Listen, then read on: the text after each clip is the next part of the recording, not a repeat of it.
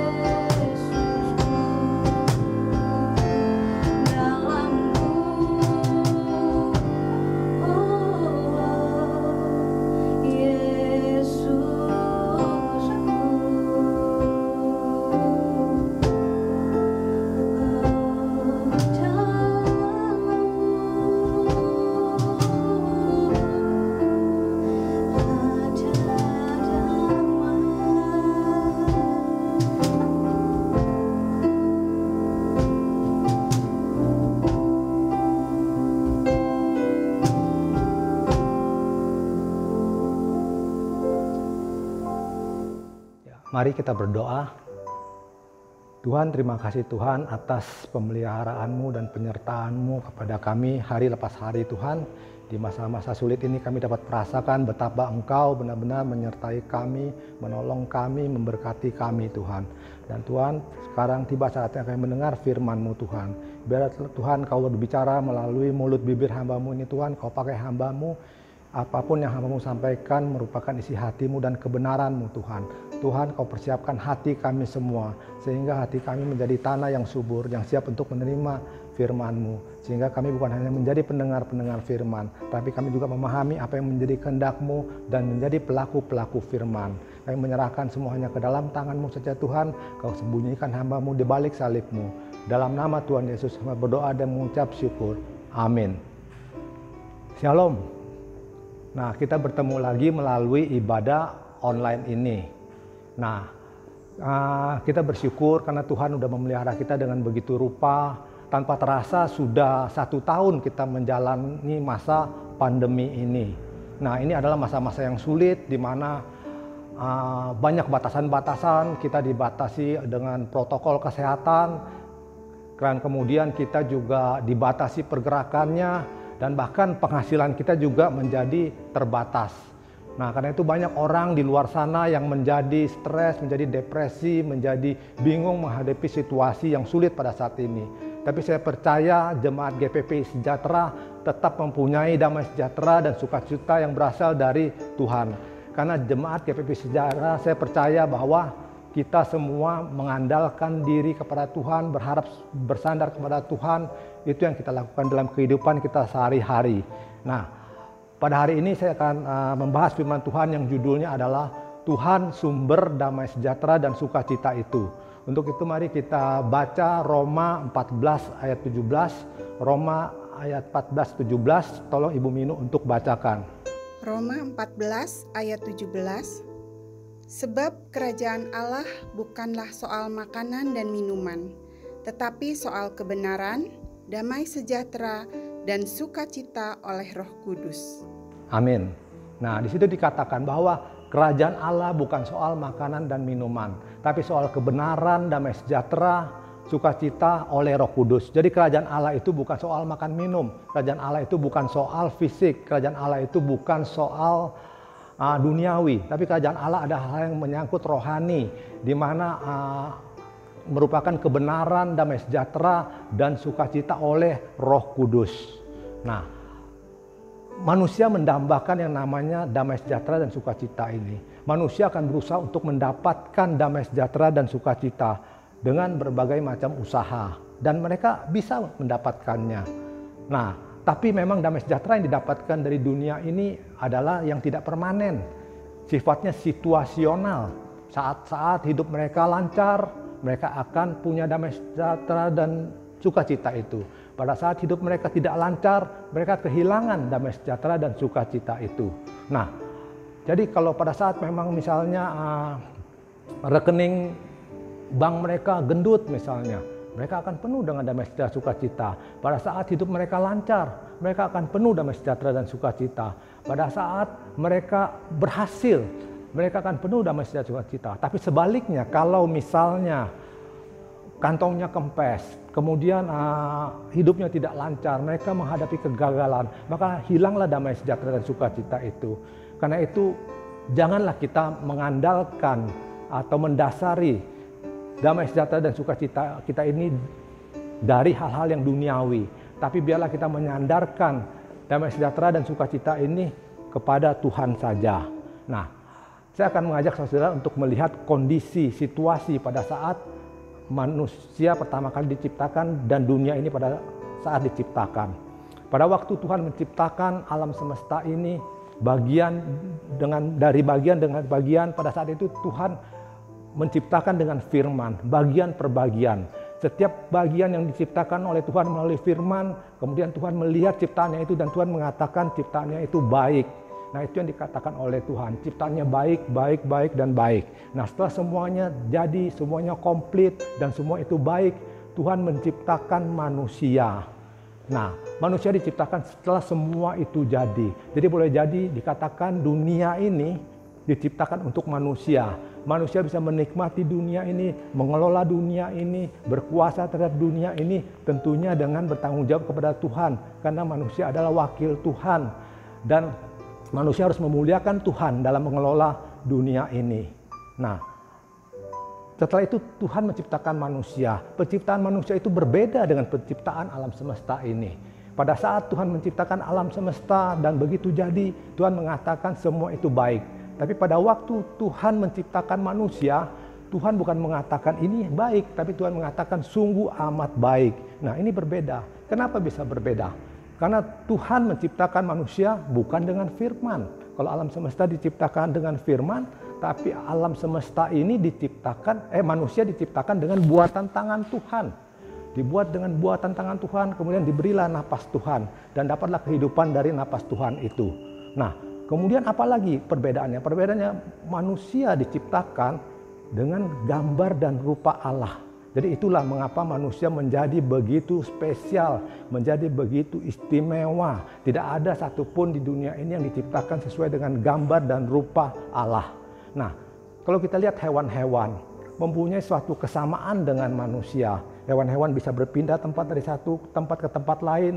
Hewan-hewan juga bisa berpikir dengan keterbatasannya. Dan kemudian hewan-hewan juga bisa mempunyai perasaan dan mempunyai kehendak. Tetapi hewan-hewan berbeda karena hewan-hewan tidak punya gambar dan rupa Allah. Nah, pada waktu manusia diciptakan di awal itu, manusia penuh dengan damai sejahtera dan sukacita yang berasal dari Tuhan. Kenapa? Nah, karena manusia diciptakan sesuai dengan gambar dan rupa Allah. Nah, kedua, manusia mempunyai hubungan yang begitu dekat dan intim dengan Tuhan. Dan satu lagi bonusnya tambahan apa? Dunia diciptakan dalam keadaan baik, semuanya baik, begitu nyaman, begitu indah. Sehingga manusia begitu mudah dan gampang untuk mendapatkan pencaharian, gampang dan mudah untuk hidup. Nah, itulah awalnya manusia diciptakan penuh dengan damai sejahtera dan penuh dengan sukacita. Saya bayangkan waktu Tuhan menciptakan Adam, dibuat dengan buatan tangannya, dan kemudian diberi napas oleh Tuhan. Pada waktu diberi napas, dihembuskan, waktu itu Adam jadi hidup. Pada waktu Adam hidup, dia langsung menyadari keberadaannya bahwa dia adalah gambar dan rupa Allah. Dan kemudian dia langsung menyadari bahwa ada hadirat Tuhan yang begitu kuat, begitu dekat, begitu intim. Dan dia merasa dia mempunyai hubungan yang begitu dekat dengan Tuhan. Nah, pada saat dia membuka matanya, dia melihat sekitarnya ke kiri dan kanan. Dia melihat bahwa dunia ini begitu indah, begitu baik, begitu menyenangkan. Karena itu manusia penuh dengan damai sejahtera pada waktu itu. Nah, berbeda dengan seorang bayi waktu dilahirkan. Seorang bayi dilahirkan akan menangis. Saya juga nggak mengerti kenapa bayi dilahirkan menangis. Saya juga pernah bayi, tapi saya nggak ingat kenapa saya menangis. Tapi bisa jadi, ya ini saya katakan bisa jadi bayi itu menangis pada waktu dia hadir di dunia ini. Dia sadar bahwa satu, dia sudah kehilangan gambar dan rupa Allah. Yang kedua, dia sudah terputus hubungan dengan Tuhan. Dan yang ketiga, dia secara insting dia sadar bahwa dunia ini bukan tempat yang indah, tempat yang menyenangkan untuk dihidupi. Dan akan banyak tantangan-tantangan yang harus dia hadapi. Nah, itulah keadaan penciptaan pada awalnya. Jadi manusia mendapatkan segalanya dari Tuhan. Manusia mendapatkan gambar dan rupa Allah. Manusia mendapatkan hubungan yang begitu dekat dan intim dengan Tuhan. Dan manusia mendapatkan dunia yang begitu baik, begitu indah ini. Nah, sudah seharusnya manusia menikmati semua itu dan bersyukur kepada Tuhan. Tapi apa yang terjadi? Jauh di dalam hati manusia yang paling dalam, ada satu rasa ketidakpuasan. Ada satu hal yang dirasakan kurang.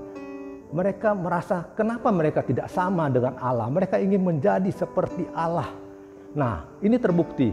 Pada waktu setan datang dalam wujud ular, datang kepada Hawa dan bercakap-cakap dengan Hawa dan mencobai Hawa, dan Hawa tertipu. Hawa melihat bahwa buah dari pohon itu kelihatan baik untuk dimakan, sedap kelihatannya, lagi pula buah itu memberi pengertian baik dan jahat. Nah, akhirnya Hawa mengambil buah itu, dia menggigit buah itu, dia mengunyah buah itu, dan dia menelan buah itu, dan kemudian sisanya diberikan kepada Adam. Nah, apa yang terjadi setelah mereka makan buah pengetahuan baik dan jahat itu? Justru yang terjadi terbalik dari apa yang mereka harapkan. Pada awalnya mereka berharap dengan makan buah pengetahuan baik dan jahat itu mereka akan menjadi sama seperti Tuhan. Tapi apa yang terjadi? Yang terjadi justru setelah mereka makan buah pengetahuan baik dan jahat itu, mereka justru kehilangan gambar dan rupa Allah. Dan lebih parah lagi apa yang terjadi? Mereka putus hubungan dengan Tuhan, tidak dapat lagi berkomunikasi dengan Tuhan. Dan ditambah lagi, dunia jatuh dalam dosa, sehingga kehidupan menjadi sulit, tanah dikutuk, Untuk mencari nafkah mereka harus bersusah payah, mereka harus berkeringat. Nah, itu yang terjadi. Nah, jadi manusia sudah jatuh dalam dosa. Manusia kehilangan segalanya. Manusia hilang gambar dan rupa Allah. Manusia kehilangan hubungan dengan Tuhan. Dan manusia kehilangan dunia yang baik dan indah ini. Nah, manusia menjadi kehilangan damai sejahtera dan sukacita itu. Dan hidup manusia penuh dengan konflik. Manusia pertama berkonflik dengan Tuhan, putus hubungan dengan Tuhan, dan dapat berhubungan dengan Tuhan. Jadi manusia seolah-olah seperti layangan putus yang melayang-layang, tidak tahu arahnya, tidak tahu jati dirinya. Kemudian manusia juga berkonflik dengan dirinya sendiri. Jadi manusia itu berkonflik dengan dirinya sendiri. Ada ketidaksinkronan dalam dirinya. Apa yang dia pikirkan, apa yang dia rasakan, apa yang dia inginkan, dan apa yang dia lakukan itu tidak sinkron. Akhirnya manusia menjadi stres, menjadi depresi, menjadi kehilangan Allah. Dan satu lagi, manusia juga berkonflik sama sesamanya. Dengan sesama yang harusnya kita saling mengasihi, kita jadi saling membenci, saling iri, kita memfitnah satu sama lain, kita bermusuhan, bahkan saling berperang satu sama lain. Jadi manusia hidup penuh dengan konflik, manusia hilang damai sejahtera dan sukacita itu. Nah, manusia berusaha untuk mendapat damai sejahtera dan sukacita itu dengan berbagai macam cara, karena itu suatu kebutuhan bagi kejiwaan manusia. Nah, ada macam-macam cara, ada cara yang baik-baik juga. Misalnya manusia berusaha untuk mencapai satu kesuksesan, mencapai satu kekayaan, menjadi orang yang populer supaya mendapat damai sejahtera dan sukacita itu. Dan memang mereka bisa dapatkan. Tapi seperti yang saya katakan tadi, itu tidak permanen, itu situasional, dan itu adalah damai sejahtera dan sukacita yang bukan dari Tuhan, tapi yang duniawi. Ada juga yang berusaha dengan melalui jalur agama, menjalankan agama dengan baik, ibadah dengan baik, melakukan perbuatan baik, melakukan amal dan lain sebagainya. Itu pun baik, tapi tetap manusia yang sudah jatuh dalam dosa, sudah putus hubungan dengan Tuhan, tetap tidak dapat berhubungan dengan Tuhan kalau bukan Tuhan yang berinisiatif. Kita berinisiatif mau berhubungan dengan Tuhan, tapi kita tidak dapat karena kita tidak akan dapat menjangkau karena kita sudah putus hubungan dengan Tuhan. Nah, ada juga yang dicoba dengan cara-cara yang negatif, yang justru merusak, destruktif. Mereka mencoba jalur pakai narkoba, alkohol, seks bebas, dan lain sebagainya. Mereka dapat damai sejahtera dan sukacita, tapi yang palsu. Setelah itu mereka akan makin terpuruk, makin akan terjerumus, makin dalam, dan akhirnya mereka tidak berdaya dan mereka tergeletak. Nah itulah. Jadi tidak ada satupun di dunia ini yang dapat memberikan pada kita damai sejahtera dan sukacita yang permanen, damai sejahtera dan sukacita yang berasal dari Tuhan. Nah, jadi itulah, manusia sudah jatuh dalam dosa. Manusia kehilangan gambar rupa Allah. Manusia kehilangan hubungan yang intim dengan Tuhan. Status manusia adalah pendosa. Semua orang sudah berdosa. Di Alkitab dikatakan semua orang sudah berdosa dan kehilangan kemuliaan Allah. Dan upah dosa adalah maut. Jadi manusia ini seolah-olah sedang antri berbaris untuk menuju ke neraka. Tinggal menunggu giliran. Nah, tinggal menunggu giliran dan di tempat yang dituju itu di tempat di mana ada ratap tangis dan kertak gigi. Itu yang terjadi. Nah, manusia tidak berdaya, manusia tidak dapat menyelamatkan dirinya. Segala daya upaya apapun tidak dapat mencapai Tuhan. Nah, karena manusia sudah terputus hubungan dengan Tuhan. Tapi kita bersyukur, karena begitu besar kasih Allah akan dunia ini, maka Dia mengaruniakan Anak yang tunggal. Sehingga bagi siapa yang percaya padanya tidak binasa, tapi memperoleh hidup yang kekal. Karena itu Bapa mengirim anaknya yang tunggal, yaitu Yesus Kristus. Firman menjadi manusia. Untuk apa? Untuk mati di kayu salib. Mengapa mati di kayu salib? Mati di kayu salib untuk membayar dosa-dosa kita, untuk menebus kita, untuk menjadi kutuk dosa. Dan semuanya menjadi impas. Nah, begitu kita menerima Tuhan Yesus sebagai satu-satunya juru selamat, dan kita menjadikan Tuhan Yesus sebagai Tuhan bagi kita, maka kita akan diselamatkan, kita dibenarkan. Kita yang namanya orang berdosa, orang yang memang sudah rusak, dibenarkan oleh Tuhan, secara status kita menjadi benar. Nah kemudian jadi kita mendapat lagi gambar dan rupa Allah itu. Walaupun tidak sama seperti waktu Adam diciptakan.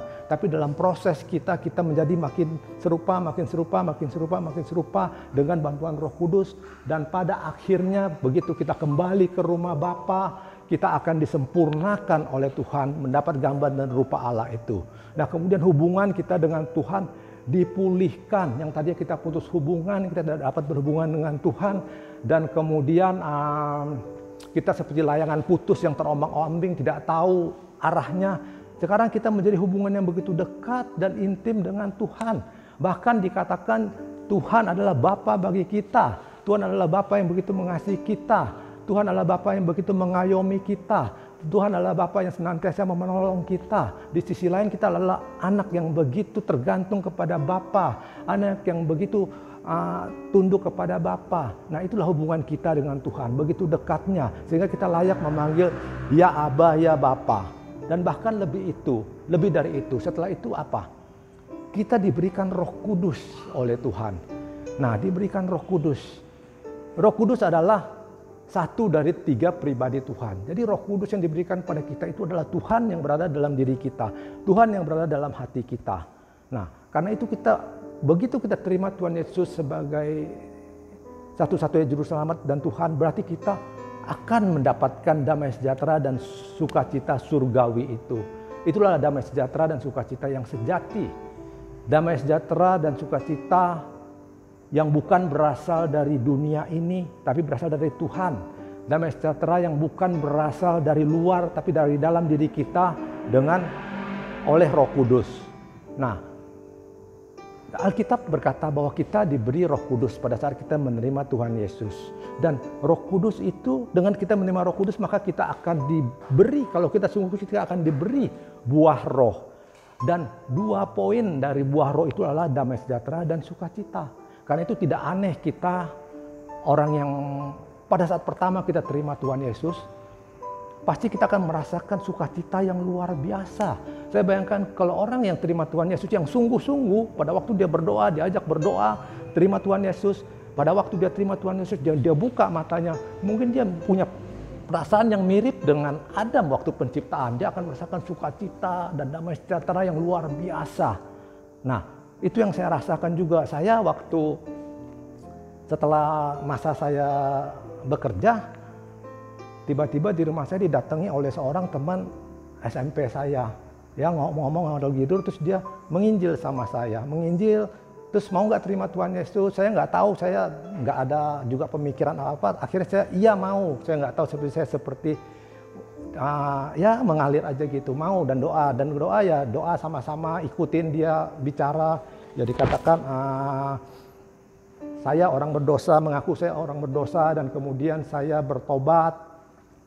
Nah, saya mengakui dosa-dosa saya, ampuni saya, dan saya menerima Tuhan Yesus sebagai satu-satu juru selamat, dan kemudian menjadikan Yesus menjadi Tuhan bagi hidup saya. Dan saya mau taat kepada Tuhan dan menjadi pelaku-pelaku firman. Dalam nama Tuhan Yesus saya berdoa dan mengucap syukur. Amin. Nah, begitu saya buka mata saya merasakan sesuatu yang berbeda. Saya merasa seolah-olah dunia menjadi lebih cerah. Saya merasakan suatu hal yang berbeda. Pada waktu malam saya bisa tidur dengan begitu pulas. Pada waktu pagi saya bangun dengan damai sejahtera dan sukacita yang luar biasa. Terus besoknya saya pergi ke kerja dengan naik motor, berjalan di jalan yang sama. Saya bisa merasakan suatu hal yang baik, yang menarik, yang cerah, yang indah. Padahal saya menjalani tempat yang sama. Terus saya di kantor bekerja yang sama, ketemu dengan orang yang sama, dengan masalah yang sama. Saya juga bisa merasakan suatu hal yang berbeda, lebih indah. Nah itulah kalau misalnya ada Roh Kudus dalam diri kita. Roh Kudus akan memberi damai sejahtera dan sukacita itu kepada kita. Nah, itu alasan rohani kenapa manusia yang menerima Tuhan Yesus sebagai satu-satu juru selamat akan mendapat damai sejahtera dan sukacita ini. Kalau kita sungguh-sungguh dilahirkan baru, kita sungguh-sungguh menerima Tuhan Yesus sebagai satu-satunya juru selamat, artinya kita menghadirkan kerajaan Allah dalam hidup kita, menghadirkan kerajaan Allah dalam diri kita. Nah, kalau kita menghadirkan kerajaan Allah dalam diri kita, artinya apa? Artinya kita membiarkan Tuhan yang menjadi Tuhan. Kita membiarkan Tuhan yang menjadi penguasa dan kita tunduk taat mutlak kepada Tuhan. Itu namanya kalau kita menghadirkan kerajaan Allah, menjadikan Tuhan sebagai raja, sebagai penguasa. Nah, untuk itu apa yang harus kita lakukan? Kita harus menjadi pelaku-pelaku firman. Kita membuktikan bahwa kita tunduk dan taat kepada Tuhan itu dengan cara kita menjadi pelaku-pelaku firman. Terus bagaimana cara kita menjadi pelaku firman? Apakah gampang? Tidak gampang. Karena itu kita perlu bantuan Roh Kudus. Roh Kuduslah yang membantu kita agar kita suka baca Alkitab. Di mana kita punya rasa rindu, haus dan lapar untuk membaca firman Tuhan. Kemudian Roh Kuduslah yang memberi kita pengertian sehingga kita mengerti apa yang menjadi kehendak Bapa melalui firman yang kita baca. Kemudian Roh Kuduslah yang memampukan kita untuk mengalahkan kedagingan kita, mengalahkan ego kita sehingga kita dapat menjadi pelaku-pelaku firman. Nah, dari itu kalau kita sungguh-sungguh kita menghadirkan kerajaan Allah dan kita akan mendapatkan damai sejahtera dan sukacita itu. Nah, ayat tadi yang kita baca dikatakan kerajaan Allah bukan soal makan dan minum, tapi soal kebenaran, damai sejahtera, sukacita oleh Roh Kudus. Jadi Roh Kudus membuat kita mengerti kebenaran dan menjadi pelaku-pelaku kebenaran. Dengan kita mengerti dan menjadi pelaku kebenaran, maka kita akan mendapatkan kerajaan Allah itu dalam hidup kita. Dan kita mendapatkan kerajaan Allah itu, maka kita akan memperoleh yang namanya damai sejahtera dan sukacita yang surgawi itu. Nah, sekarang di sisi lain dunia sudah jatuh dalam dosa seperti yang tadi kita sudah bahas. Sehingga akan banyak kesulitan-kesulitan yang kita hadapi. Banyak masalah yang kita hadapi. Kadang-kadang kita sebagai anak Tuhan kita merasa begitu terpuruk. Kita merasa dunia begitu gelap. Kita merasa kita menghadapi jalan buntu, kita tidak berdaya, kita seolah-olah menjadi orang yang kalah. Nah, pada saat itu kadang-kadang kita bisa hilang damai sejahtera dan sukacita kita. Seolah-olah kita lupa akan Tuhan. Kita lupa bahwa kita punya gambar dan rupa Allah. Kita lupa bahwa kita punya hubungan yang dekat dengan Tuhan. Nah, apa yang harus kita lakukan kalau gitu? Ya, kita datang kepada Tuhan. Karena dikatakan Tuhan adalah Bapa bagi kita. Kita cukup sampaikan keluh kesah kita. Tuhan adalah Tuhan yang begitu mengasihi kita, Bapa yang mengasihi kita. Kita ingat janji-janjinya. Tuhan berjanji bahwa Tuhan akan menyertai kita, memberkati kita sampai akhir hidup kita, bahkan sampai akhir zaman.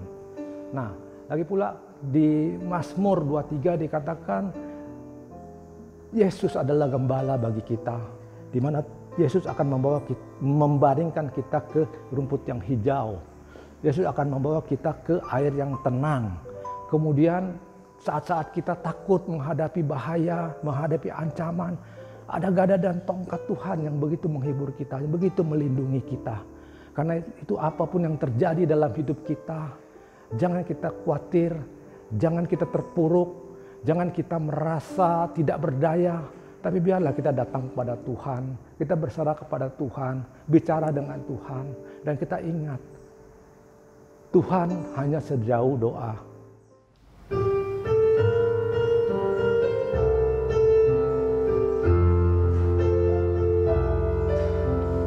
Bila kau rasa gelisah di hatimu, bila perang kabut tak menentu hidupmu, ingat masih ada seorang penolong bagimu.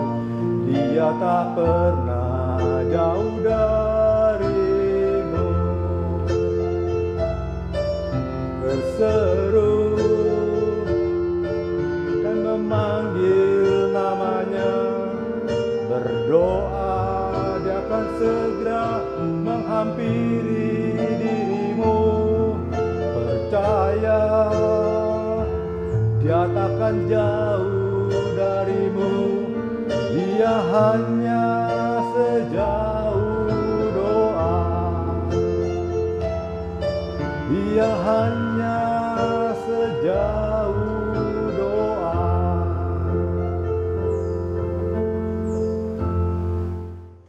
Sekian firman Tuhan. Mari kita berdoa. Tuhan, terima kasih atas firman-Mu Tuhan, di mana Tuhan Engkau mengingatkan kami begitu besar kasih-Mu Tuhan pada saat kami adalah orang-orang berdosa, di mana kami adalah orang hukuman, dan kami kehilangan damai sejahtera dan sukacita. Tapi karena kasih-Mu Engkau mengaruniakan anak-Mu yang tunggal sehingga kita diselamatkan dan kami mendapat damai sejahtera dan sukacita itu Tuhan. Tuhan, terima kasih atas pemeliharaan-Mu kepada kami hari demi hari. Sudah 1 tahun kami menjalani masa pandemi ini. Banyak suka dan duka yang kami lalui. Tapi kami percaya satu hal, semua itu indah di dalam-Mu Tuhan. Engkau memberi suatu hal yang indah kepada kami. Engkau memelihara kami, Engkau menyatakan diri-Mu kepada kami, sehingga makin hari kami makin mengerti Engkau, makin hari kami makin beriman kepada-Mu Tuhan. Tuhan, kami berdoa Tuhan, biarlah Tuhan Kau saja yang mampukan kami untuk menjadi pelaku-pelaku firman. Biarlah kami mampu menghadirkan kerajaan Allah dalam hidup kami ini Tuhan. Dan Tuhan, Kau tolong jemaat di tempat ini, apapun yang menjadi permasalahan kami, Kau saja yang tolong, Kau saja yang turun tangan Tuhan. Kami menyerahkan semuanya ke dalam tangan-Mu, dalam nama Tuhan Yesus berdoa dan mengucap syukur. Amin.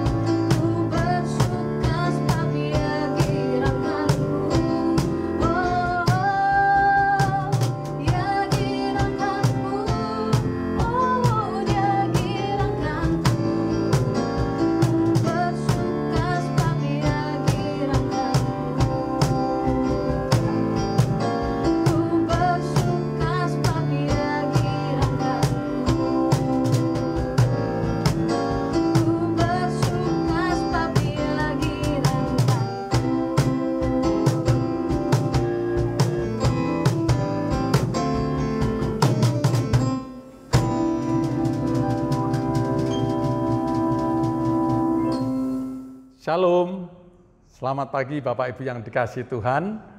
Puji Tuhan kita sudah mendengarkan firman Tuhan. Ya Bapak Ibu, atas nama Gembala Sidang saya mengucapkan selamat berulang tahun bagi Bapak Ibu yang berulang tahun di bulan Februari.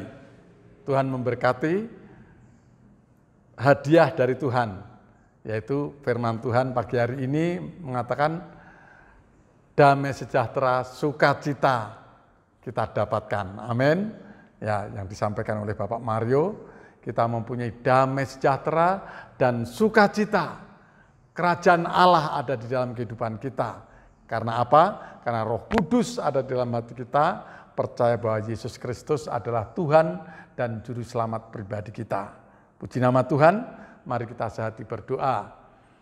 Bapa di dalam surga, Bapa yang kami kenal, kami sapa di dalam Tuhan Yesus Kristus, kami mengucap syukur dan terima kasih Tuhan kepadamu, di mana pada pagi hari ini kami sehati berdoa buat saudara kami yang berulang tahun pada bulan Februari ini Tuhan. Engkau tambahkan hikmat dan kasih karunia kepada saudara kami yang berulang tahun di bulan Februari ini. Berkati dengan hadiah ulang tahun yang terindah, yaitu di dalam kehidupannya ada damai sejahtera dan sukacita. Terima kasih Tuhan. Kami juga berdoa buat hamba-Mu Bapak Mario, pakai terus Tuhan menjadi alat saluran berkat-Mu untuk kemuliaan kebesaran nama-Mu. Tuhan memberkati usahanya, memberkati keluarganya, dan damai sejahtera juga ada di dalam hati hamba-Mu. Terima kasih Tuhan, terima kasih.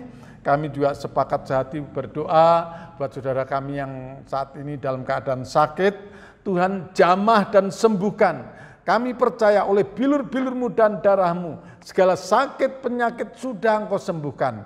Tuhan jamah Bapak Lifaing, angkat Tuhan sakit penyakitnya, ginjalnya Tuhan. Kami percaya bilur-bilur-Mu menyembuhkan sakit penyakit yaitu ginjal Bapak Lifaing. Kami juga berdoa buat Miracle Tuhan, berkati Miracle dan kedua orang tuanya, biar Miracle ada kemajuan untuk dirinya Tuhan, sehingga ada perubahan dan kemajuan yang lebih baik lagi. Begitu juga keponakan Bapak Daniel Kristanto, yaitu putra dari Bapak Dr. Hari di Purwakarta, yaitu anak Niko. Tuhan jamah dia supaya ada perubahan dan kemajuan. Kami juga sepakat sehati berdoa buat Bapak Denny. Tuhan berkati rumah tangga Pak Denny, berkati pekerjaan yang lebih baik lagi Bapak. Kami serahkan ke dalam tangan-Mu Tuhan. Berkati Tuhan seluruh jemaat Tuhan GPP Sejahtera. Tuhan lawat mereka, ekonomi mereka, usaha mereka. Apa yang dikerjakan berhasil. Tuhan memberkati juga anak-anak sekolah minggu dan remaja. Biar pagi hari ini juga dia menikmati firman-Mu. Menjadi berakar, bertumbuh di dalam Engkau Tuhan. Berkati guru-guru sekolah minggu dan pembina-pembina remaja. Tuhan pakai seluruh pelayan-pelayan Tuhan GPP Sejahtera, baik Bapak Gembala maupun juga keluarga Bapak Hasan, Sintia, Ibu Minu. Berkati Tuhan, pakai terus pemimpin puji-pujian Tuhan, berikan semangat hati mereka selalu bersuka cita melayani Engkau. Terima kasih Tuhan. Kami juga berdoa Tuhan buat negara dan bangsa Indonesia. Tuhan, supaya vaksin COVID-19 yang tersedia di Indonesia benar-benar mencukupi untuk vaksinasi 70% jumlah penduduk.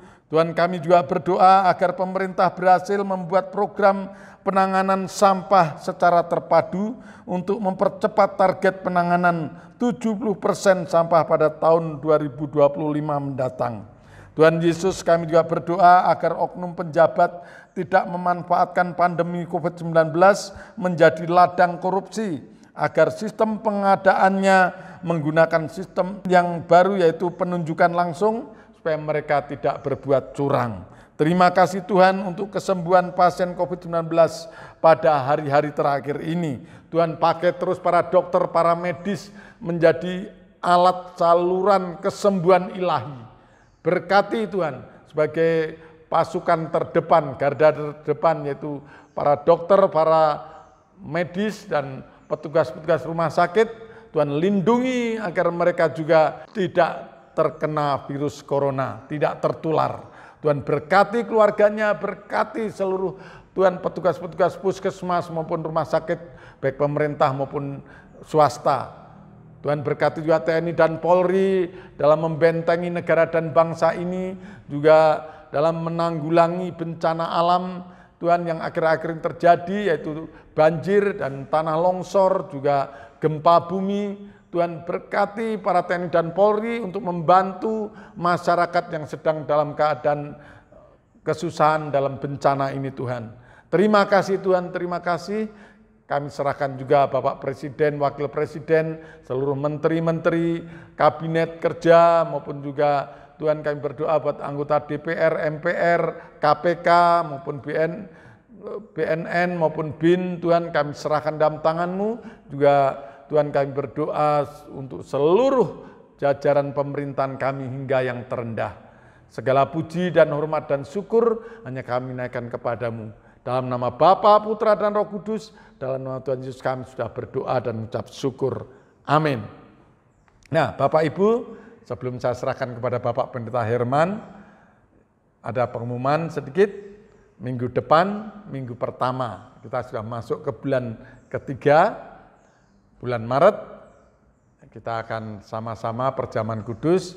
Jadi Bapak Ibu sebelum ibadah, siapkan dulu roti dan anggur. Siapkan keluarga, anak-anak semua untuk ambil bagian dalam perjamuan kudus. Minggu pertama untuk mengingat pengorbanan Tuhan. Dan yang kedua, Bapak Ibu, Saudara, jangan lupa persembahkan syukur saudara. Berikan persembahan kepada Tuhan, boleh melalui transfer, boleh nanti satu saat ada hamba Tuhan yang datang, kunjungan Bapak Gembala, saudara boleh sisipkan, ya, boleh selipkan ini persembahan minggu ini atau bulan ini, ya. Tuhan memberkati. Shalom. Saudara-saudara, mari kita mengangkat tangan kita akan berdoa. Tuhan memberkati engkau dan melindungi engkau. Tuhan menyinari engkau dengan wajahnya dan memberi engkau kasih karunia. Tuhan menghadapkan wajahnya kepadamu dan memberi engkau damai sejahtera. Terimalah segala berkat terbaik yang sudah Bapa sediakan bagimu. Kasih karunia daripada Tuhan Yesus Kristus dan persekutuan dengan Roh Kudus senantiasa menyertai kami sekalian mulai pagi hari ini sampai Maranatha Tuhan Yesus datang kembali. Di dalam nama Tuhan Yesus Kristus kami mengucap syukur dan berdoa padamu. Amin.